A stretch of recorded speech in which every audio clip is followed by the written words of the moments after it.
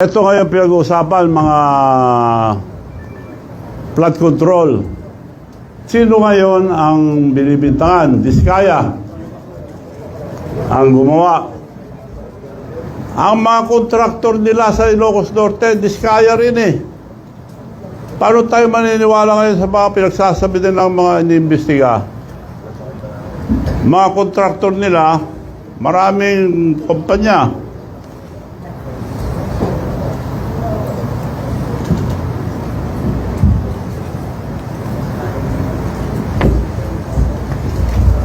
Sa Ilocos Norte lang, St. Matthew General Contractor and Development Corporation,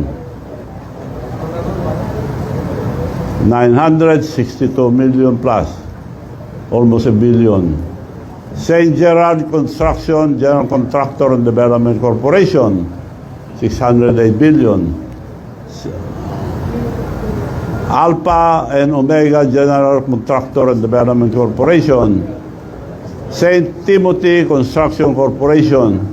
Apat ito sa Ilocos Norte. Paano nila hindi alam ito? Probinsya niya ito. Paano tayo maniniwala ngayon kay Presidente?